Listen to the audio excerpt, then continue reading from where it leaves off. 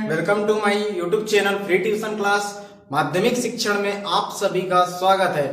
तो मैं आपको बता दूं, इस चैनल में माध्यमिक शिक्षा मंडल और राज्य शिक्षा केंद्र द्वारा प्रसारित की गई संचालित की गई बुक जो कि एनसीईआरटी सिलेबस पर आधारित है, जो कि कक्षा 8वीं 9वीं और 10वीं की बुकों का यहाँ पे अध्ययन कराया जाता है। वो भी विषय गणित की बुक है। तो आइए हम आपको ले चलते हैं आज की क्लास की ओर। तो आज की जो क्लास है वह है कक्षा 10वीं की क्लास, विषय गणित की, यूनिट फर्स्ट। और आपको बता दूं और पहले भी बताया है कि इस यूनिट से कुल 7 नंबर के क्वेश्चंस एनुअल एग्जाम यानी वार्षिक परीक्षा, बोर्ड परीक्षा जो कि माध्यमिक शिक्षा मंडल भोपाल के द्वारा होती है, उसमें आपको इस यूनिट से 7 अंकों के क्वेश्चन पूछे जाएंगे।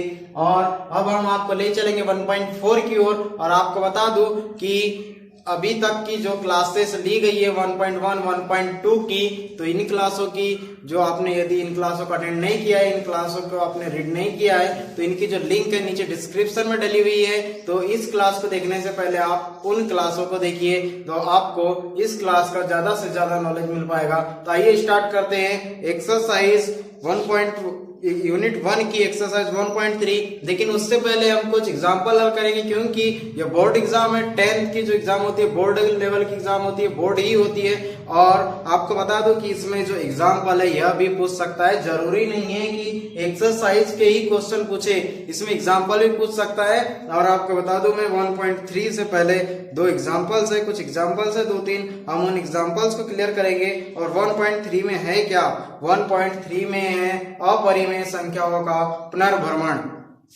अपरिमेय संख्याओं का पुनर्भ्रमण यानी कि अपरिमेय संख्या क्या होती है, उन्हें हमें सिद्ध करके बताना होगा कि यह संख्या सच में अपरिमेय है। और कैसे सिद्ध करेंगे अभी हम आपको बताएंगे एग्जाम्पल नंबर 9 के थ्रू। एग्जाम्पल नंबर 9 में आपको दिया हुआ है कि क्या दिया है कि √3 एक अपरिमेय संख्या है, यह हमें बताना है कि √3 एक अपरिमेय संख्या है, यह हमें सिद्ध करना है। तो आइए देखते हैं कैसे सिद्ध करेंगे। सबसे पहले आप इस संख्या को हल करने के बाद की आपकी जो पहले स्टेप होगी यह होगी कि हम माना कि √3 एक परिमेय संख्या है। क्या है? परिमेय संख्या है। अब जब आपने मान लिया है कि √3 एक परिमेय संख्या है, यानी कि इसे आप P/Q के रूप में लिख सकते हैं। जी बिल्कुल लिख सकते हैं। यानी जहां पर A और B दो क्या होंगे, P और Q क्या होंगे, दो पूर्णांक होंगे, या A और B दो पूर्णांक होंगे। जहां पे जो उसका हर होगा जैसे कि B, और यदि P और Q लेते हैं तो उसका जो हर होगा Q, यह 0 के बराबर नहीं होगा। ऐसे ही आइए देखते हैं, जैसे ही हमने माना कि √3 एक परिमेय संख्या है, तो √3 बराबर A या B ले लो आप, या फिर P या Q ले सकते हैं। A या B ले लीजिए या फिर P या Q लीजिए। हमने परिमेय संख्या को अधिकतम P और Q के रूप में पढ़ा, तो हम P और Q ही लेंगे। तो आइए अब आगे देखते हैं। ये ले लिए P और Q। अब क्या होगा, आप देखेंगे कि जब यह संख्या यहाँ पर यानी कि P जो है वह Q को विभाजित करता है, और इसके बराबर में क्या है, वर्गमूल 3। हम क्या करते हैं, इन संख्या का अब इस Q का यदि हम पक्षांतर कर दें तो यह क्या होगा, √ इसे कोई एक इक्वेशन मान लीजिए। और यहाँ पे आप देखेंगे यहाँ क्या होगा, √3 इंटू भाग का पक्षांतर हुआ गुणा में बराबर P। ये आपकी मान लीजिए सेकंड इक्वेशन।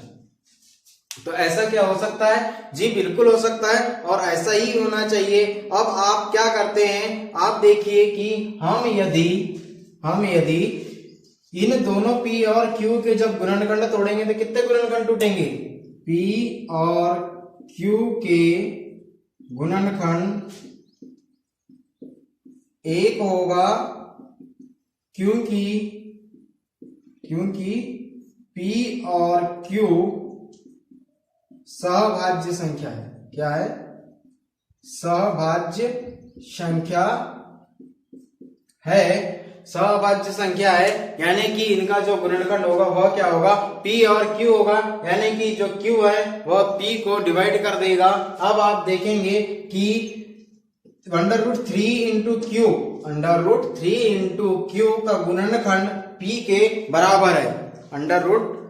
3 इंटू क्यू का गुणनखंड p के बराबर है, तो हम इन दोनों पक्षों का यदि वर्ग कर दिया जाए, समीकरण 2 में दोनों पक्षों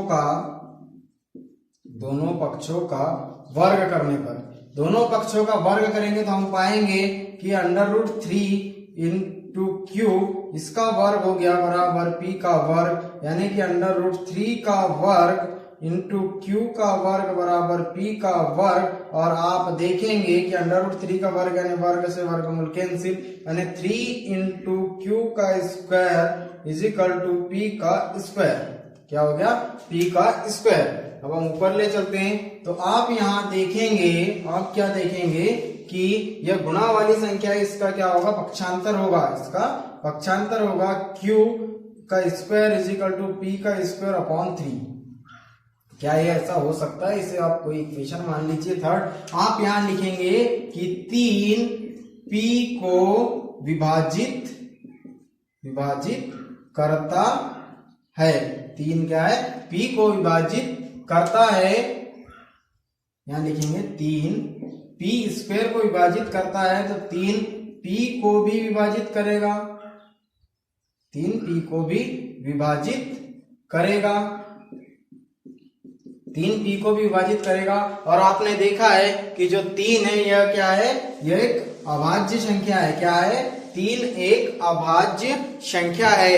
तब आप इसे कैसे दोहराएंगे, कैसे लिखेंगे? तो यदि हमने इसके पहले की जो इक्वेशन बनाई थी उसमें आपने देखा था क्यू स्क्वायर लिखा हुआ था, यदि उस क्यू स्क्वायर में हम इस क्यू स्क्वायर का मान रख दिया जाए या फिर p स्क्वायर का मान रख दिया जाए किसी भी इक्वेशन में, तब क्या होगी कंडीशन? यदि हम इसे कोई दूसरा पूर्णांक मान ले तब क्या होगा? अब हम क्या करते हैं, जब 3b square is equal to a square, यानी कि हमने इसके पहले की जो स्टेप थी वो क्या थी? 3q square is equal to p square, ऐसी कुछ स्टेप थी। उसके बाद हमने 3 से 3 का पक्षांतर किया, यहाँ पे p स्क्वायर के अपॉन में 3 आ गया। और ये क्या करता है? 3p स्क्वायर को जब विभाजित करेगा तो 3p को भी विभाजित करेगा। और आपको पता है, यानी कि अब किसी संख्या को विभाजित कर रहा है, यानी जो 3p है ये क्या है? कोई एक भाज्य गुणनखंड होगा। और जब भी देखें आपने कि जो भाज्य संख्या होती है उसके जो गुणनखंड होते हैं वह क्या होते हैं? 2 से अधिक होते हैं। यहाँ लिखेंगे आप कि भाज्य संख्या के गुणनखंड 2 से अधिक होते हैं। जब आप ये लिखेंगे कि 2 से अधिक होते हैं तो आप देखेंगे यहाँ पे आपको यदि p स्क्वायर की वैल्यू मिल गई, आप इसके पहले वाली इक्वेशन में यदि p स्क्वायर का मान रखते हैं, इसके पहले किस तरह की इक्वेशन थी जहाँ पे p स्क्वायर नहीं था, वहां पर इसके पहले एक और इक्वेशन थी, वो कैसी थी कि √3q is equal to p, इस तरह से कुछ मान था। यदि इस मान को या फिर इस मान को इस इक्वेशन में यहाँ पे रख दिया जाए तब क्या होगा? आप देखेंगे कि इसका जो मान है यह बदल जाएगा। और जब इसका मान बदल जाएगा तब आप देखेंगे कि यहाँ पे फिर भी √3 बचेगा। आइए देखते कैसे बचेगा। इस मान को या फिर इस मान को, इन दोनों में से कोई एक मान, आपने इसके पहले देखा था इक्वेशन बनी थी उसमें रख दे। आप देखते हैं कि समीकरण 2 का मान समीकरण 1 में रखने पर क्या होगा? √3q इज इक्वल टू जो p है, p का मान क्या हो गया? 3q का स्क्वायर। कुछ इस तरह से हुआ जी, बिल्कुल हुआ। यहाँ पे हमने क्या किया, इसका मान रख दिए, यहाँ जो p स्क्वायर था इसका मान p स्क्वायर है, इसका मान यदि यहाँ पे रखेंगे तो क्या होगा? कुछ इस तरह से होगा। यहाँ देखिए आप p है और यहाँ देखेंगे कि आप p का स्क्वायर है, तो जब यहाँ p है, अब जब ये स्क्वायर हटेगा तो यहाँ क्या लग जाएगा? वर्गमूल लग जाएगा। और ये √3q इज इक्वल टू √3, यहाँ पे हो जाएगा √3q। अब यहाँ देखेंगे कि ये वर्ग है और ये वर्गमूल है, तो ये वर्ग से ही वर्गमूल कैंसिल, यानी कि 3q, यानी 3q इज इक्वल टू क्या आ जाएगा? 3q आ जाएगा। आपको बता दो कि, और आप जानते हैं, हम यहाँ इसके आगे लिखेंगे कि हम जानते हैं कि अंडर रूट 3 एक परिमेय संख्या है। अब इसके आगे लिखेंगे कि अंडर रूट 3 एक परिमेय संख्या है, लेकिन किसी त्रुटि के कारण, किसी त्रुटिपूर्ण कल्पना से प्राप्त होता है कि, इस तरह से लिख सकते हैं आप, किसी त्रुटिपूर्ण कल्पना से प्राप्त होता है कि अंडर रूट 3 एक अपरिमेय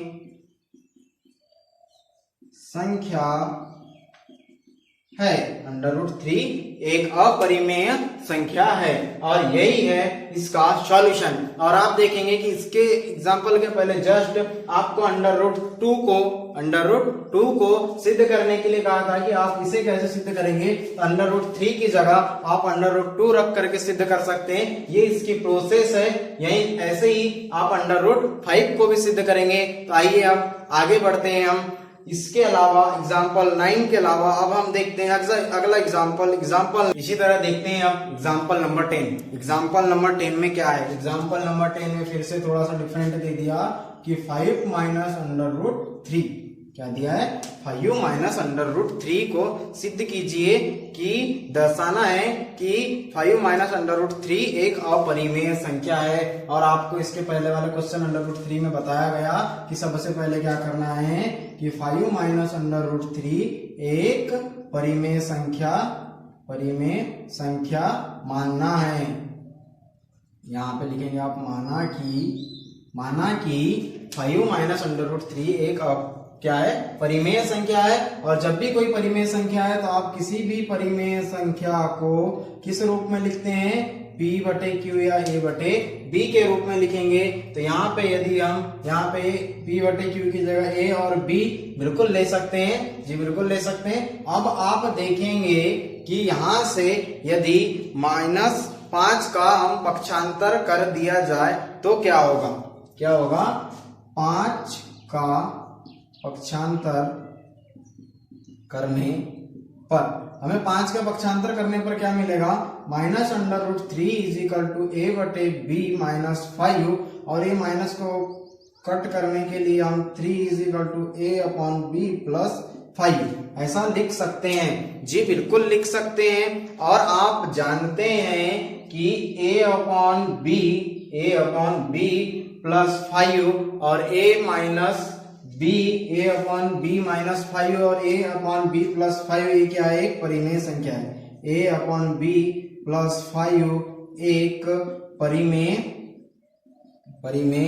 संख्या है। क्या है? परिमेय संख्या है। हमें अगला पॉइंट लिखेंगे कि हमें ज्ञात है कि अंडर रूट 3 एक अपरिमेय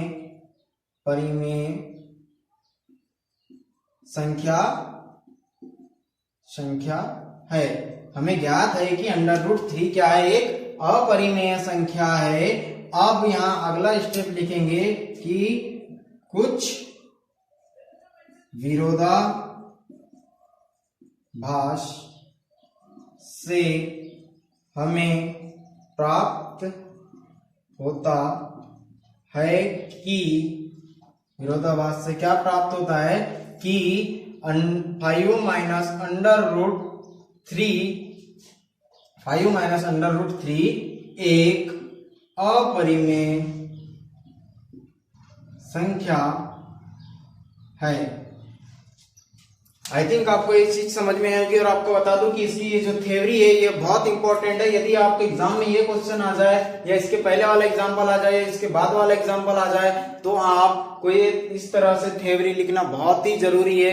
इस तरह से राइटिंग लिखना बहुत जरूरी है और स्टेप बाय स्टेप लिखिए। आप इसे एक मेथड में सॉल्व करेंगे और उसके बाद किसी संख्या, जैसे यहाँ पर एक कोई संख्या है, इसे आपने क्या मान लिया? यह एक अपरिमेय संख्या। और जब ये अपरिमेय संख्या इसके बराबर की जो संख्या होगी वह भी क्या होगी? अपरिमेय होगी। और हमें ज्ञात था कि ये जो संख्या कौन सी है? परिमेय है। लेकिन हमें ज्ञात है कि अंडर रूट 3 इसके पहले हमने सिद्ध किया ये कैसी संख्या है? तो अपरिमेय संख्या है। तो कुछ विरोधाभास से हमें प्राप्त होता है कि यह क्या है, अपरिमेय संख्या है। तो हमने दर्शा दिया कि 5√3 क्या है, अपरिमेय संख्या है। ऐसे ही आप देखते हैं एग्जाम्पल नंबर 11। एग्जाम्पल नंबर 11 में क्या है, एग्जाम्पल नंबर 11 में है 3√2। 3√2 तो 3√2 क्या अपरिमेय संख्या है, ये ऐसा दर्शाना है। क्या है, क्वेश्चन है 3√2। 3√2 तो हम सबसे पहले इस संख्या को माना कि 3√2 एक परिमेय संख्या है, परिमेय संख्या है। तब क्या करेंगे कि 3√2 इज इक्वल टू a/b। इस तरह से हम लिख सकते हैं, जहां पर यहां लिखेंगे आप, जहां a और b सहअभाज्य संख्या है, जहां पर a और b सहअभाज्य संख्या है और b is not equal to 0। b is not equal to 0 यानी जो b है वह शून्य के बराबर नहीं है।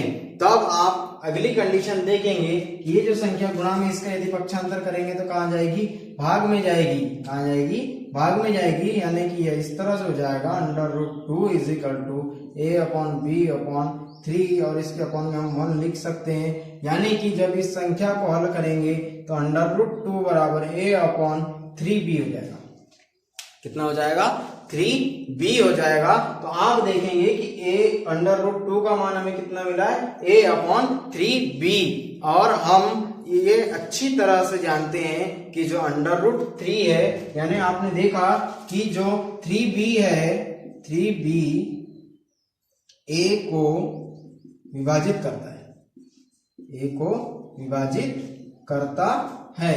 जो 3b है यह a को विभाजित करता है, और जब ये a को विभाजित करेगा तो डेफिनेटली b को भी विभाजित करेगा, क्योंकि किसी भी भाज्य संख्या के 2 से अधिक गुणनखंड होते हैं। यह हमें पता है कि किसी भी भाज्य संख्या के 2 से अधिक गुणनखंड होते हैं। अतः √2 बराबर क्या है, a/3b। और हम जानते हैं और हमें ज्ञात है, कुछ विरोधाभास से हमें प्राप्त हुआ है कि √2 क्या है, एक अपरिमेय संख्या है। कुछ विरोधाभास या त्रुटिपूर्ण, विरोधाभास की जगह आप एक और शब्द का इस्तेमाल कर सकते हैं, त्रुटिपूर्ण से ज्ञात है कि √2 अपरिमेय संख्या है। तब आप लिखेंगे कि हमें ज्ञात हुआ कि 3√2 अपरिमेय संख्या है। ये क्या है, अपरिमेय संख्या है। आपने 3 प्रकार से देखा, एक तो एक संख्या जो अंडर के अंदर है, दूसरी संख्या एक अंडर के अंदर और एक उसके इनटू में अंडर के बाहर, और एक संख्या आपने देखा कि अंडर और उसके प्लस माइनस में एक संख्या है। तो आपने 3 प्रकार से देखा कि तीनों प्रकार की संख्याओं को किस तरह से आप अपरिमेय दर्शा सकते हैं। तो आइए स्टूडेंट उसी प्रकार से हम स्टार्ट करते हैं एक्सरसाइज 1.3 प्रश्नावली 1.3। आइए स्टूडेंट स्टार्ट करते हैं आप प्रश्नावली एक्सरसाइज प्रश्नावली 1.3। हमारी कक्षा 10वीं की यूनिट 1 की जो एक्सरसाइज है 1.3, इसका जो पहला क्वेश्चन है यही है कि √5 को सिद्ध कीजिए कि √5 एक अपरिमेय संख्या है। यानी हमें सिद्ध करना है कि √5 एक अपरिमेय संख्या। और आपने इससे पहले अभी थोड़ी देर पहले एग्जांपल से देखे हैं, तो एग्जांपल में आप देखा है कि किस तरह से सिद्ध किया जाता है कि कोई संख्या एक अपरिमेय या दर्शाया जाता है। तो हम क्या करते हैं, इसमें सबसे पहले माना कि √5 परिमेय संख्या क्या है, परिमेय है। यह क्या है, परिमेय है। और जब ये परिमेय है तो आप जानते हैं कि कोई भी परिमेय संख्या जिसे किस रूप में लिखा जा सकता है, p/q के रूप में लिखा जा सकता है, p/q के रूप में, जहां p q एक सहअभाज्य संख्या है और Q is not equal to 0, Q is not equal to 0। ये हो गया आपका एक इक्वेशन बन जाती है यहाँ एक इक्वेशन नंबर फर्स्ट। अब क्या करते हैं हम, यदि इन दोनों पक्षों का वर्ग कर दिया जाए तो दोनों पक्षों का वर्ग करने पर हमें क्या प्राप्त होता है कि 5 वर्ग कैसे वर्गमूल कैंसिल, तो p का स्क्वायर अपॉन q का स्क्वायर, p का स्क्वायर अपॉन q का स्क्वायर, और यहां मिलेगा 5q का square is equal to p का स्क्वायर। इस तरह से हमें कुछ कंडीशंस मिलती है, इस तरह से हमें कुछ मान मिलते हैं, यानी कि p बराबर हमें क्या मिल जाएगा 5q का स्क्वायर। इस तरह से हमें कोई मान मिलेगा, और आप जानते हैं कि जहां 5p स्क्वायर को q स्क्वायर क्या करता है, विभाजित कर देता है, यानी कि इस संख्या को और इस संख्या को जो q है यह क्या करेगा, विभाजित कर देगा, यानी 5p स्क्वायर को q स्क्वायर विभाजित करता है। और जब ये इसको विभाजित करता है तो ये जो q है p को विभाजित करेगा, p को q विभाजित करेगा। जब ये दोनों एक दूसरे को विभाजित करेंगे तो आप जानते हैं कि इस कंडीशन को हम किसी दूसरे रूप में भी लिख सकते हैं, यानी कि जो p है यह 5 को भी विभाजित करेगा। जो p है p 5 को विभाजित करेगा, और जब p 5 को विभाजित करेगा तो हम p बराबर 5m लिख सकते हैं, क्योंकि वह 5m को भी विभाजित करेगा। यानी कि ये आपकी हो गई इक्वेशन फर्स्ट, ये आपकी हो गई इक्वेशन नंबर सेकेंड।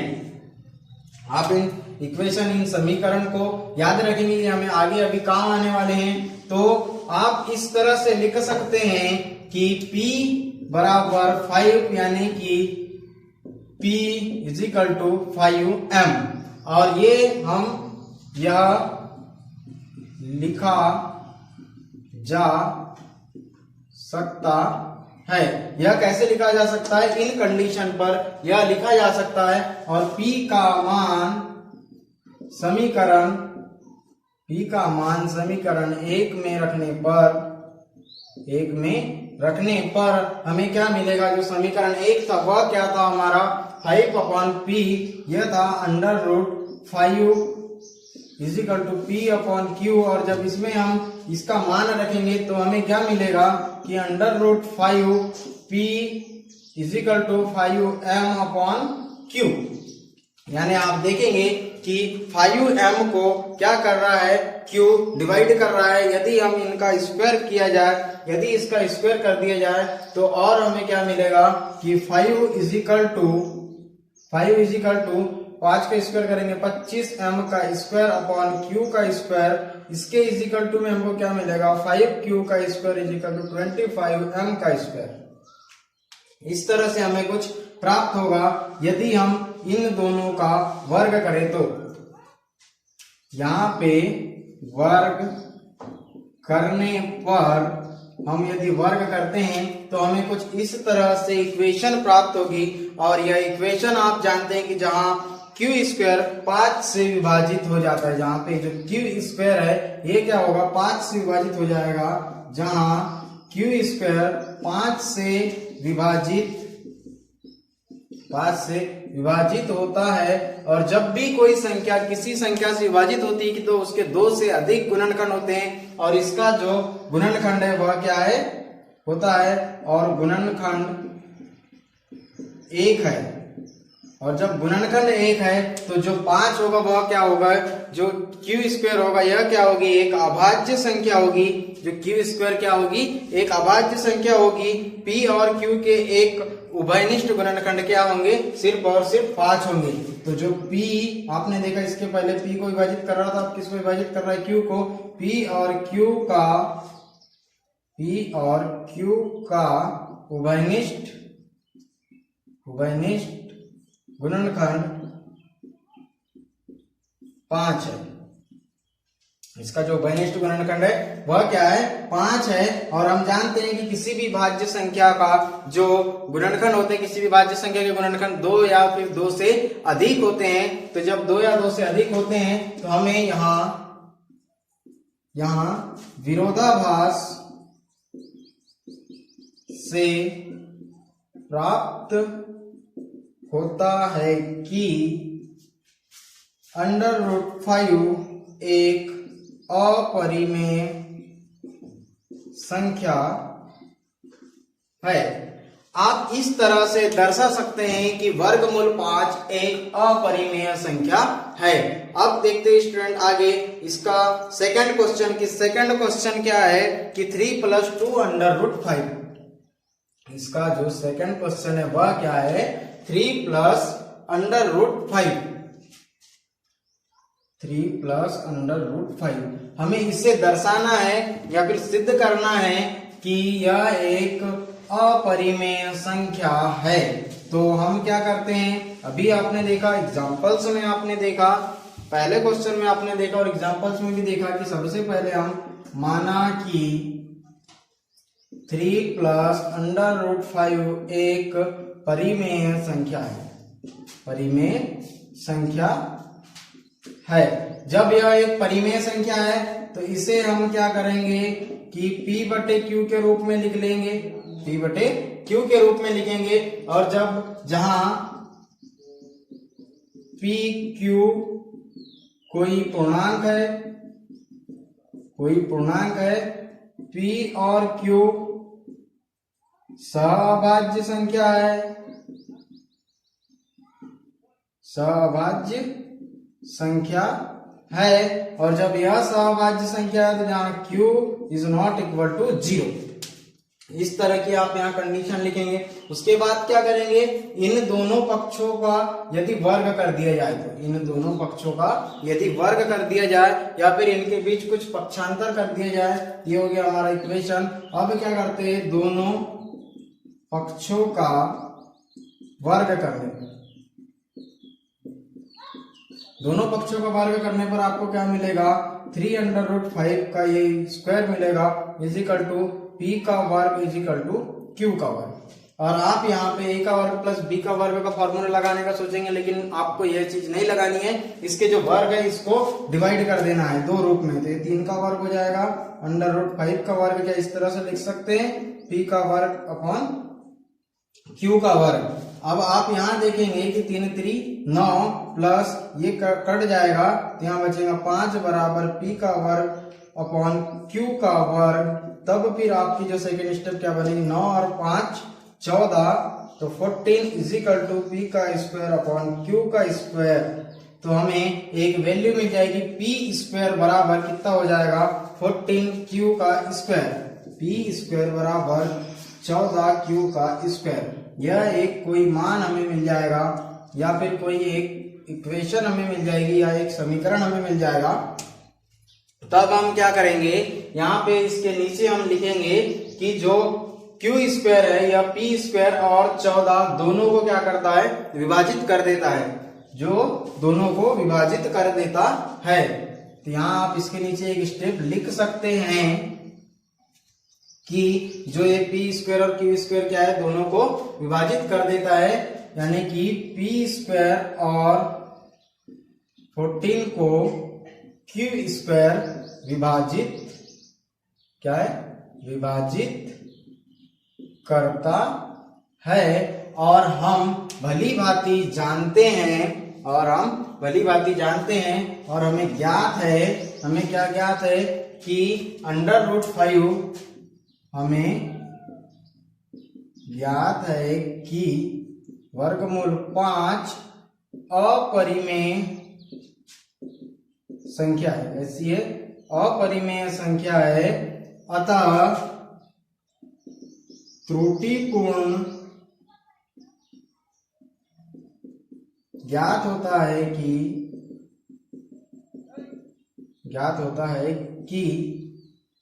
3 + √5 एक अपरिमेय संख्या है।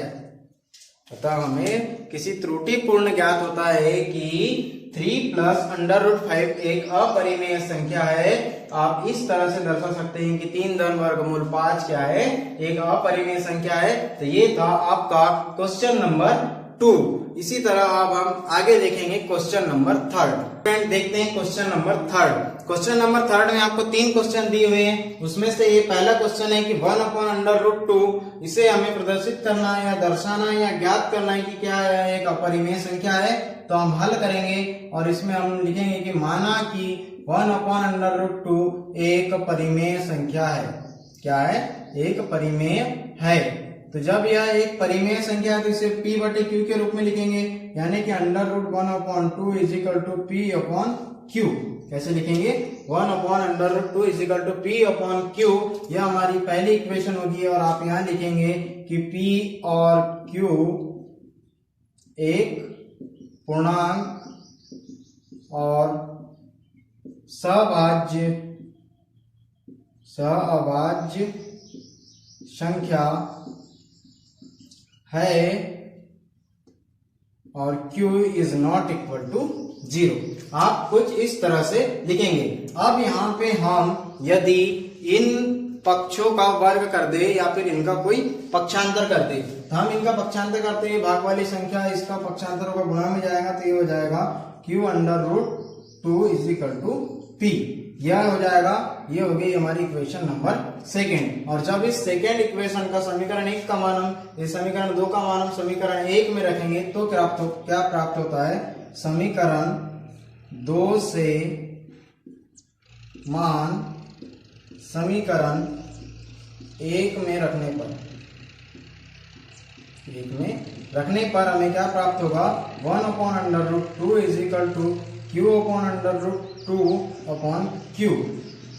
और इसके अपन में हम 1 लिख सकते हैं, यानी कि हमें 1/√2 इज इक्वल टू इसका और इसका जब गुणा होगा और इसका और इसका जब गुणा होगा तो यहाँ आ जाएगा q और ये हो जाएगा q/√2।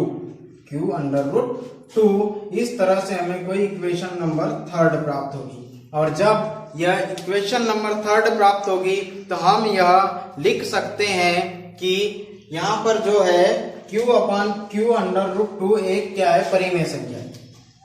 q/q√2 एक परिमेय संख्या है। इस तरह से आप लिखेंगे।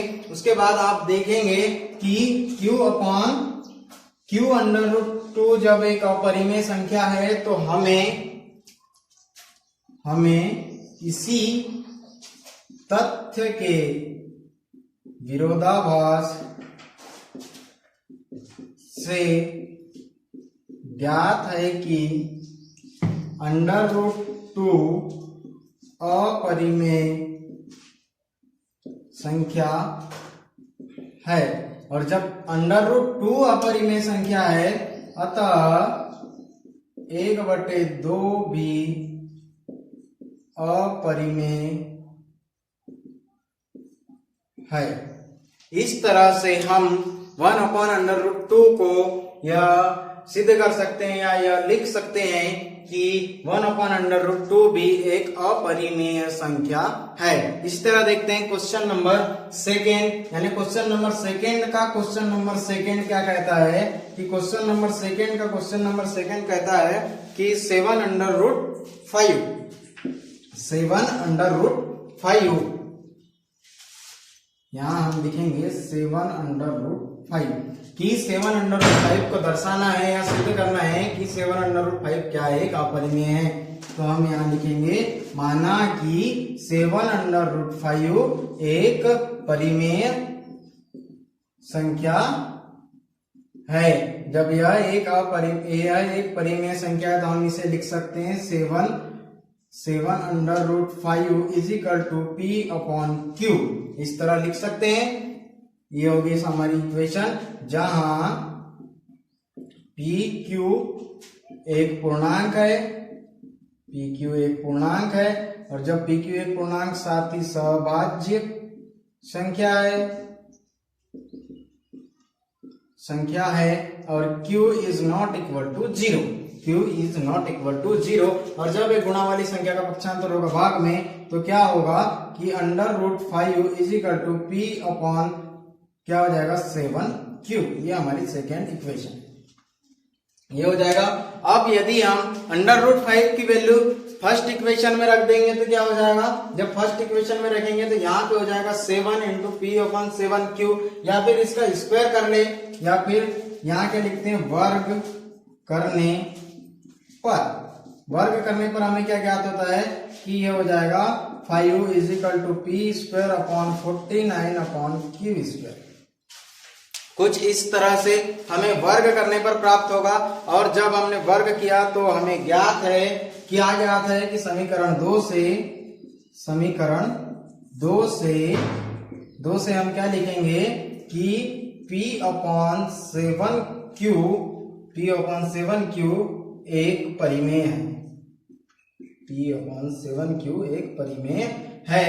और जब यह एक परिमेय है तो आप जानते हैं इसी तथ्य के विरोधाभास से क्या होगा, यदि अब हमने शुरू में माना था कि यह एक परिमेय है, अब क्या करेंगे, इसी तथ्य के विरोधाभास से ज्ञात है कि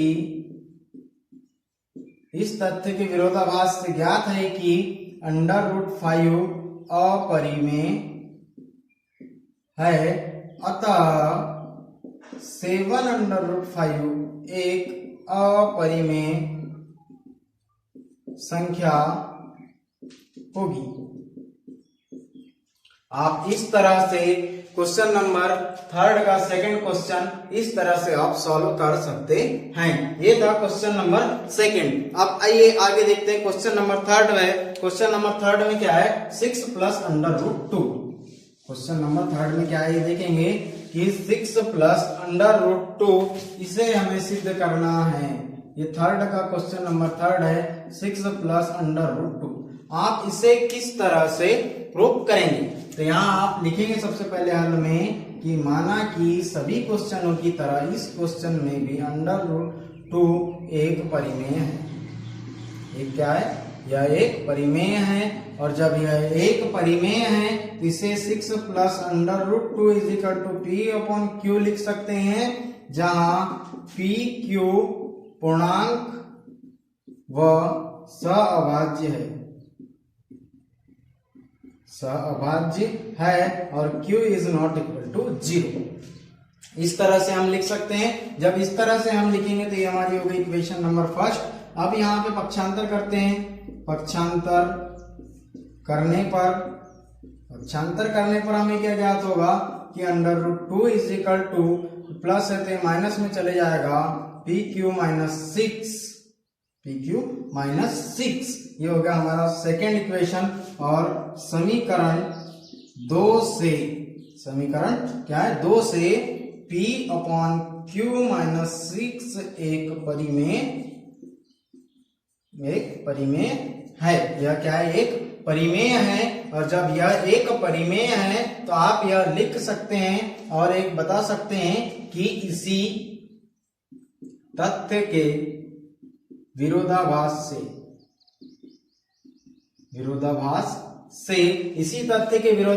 से क्या होगा कि हमें कि √2 इसी तथ्य के विरोधाभास से त्रुटिपूर्ण प्राप्त है कि √2 एक अपरिमेय है। यह क्या है, एक अपरिमेय है। अतः हमें ज्ञात होता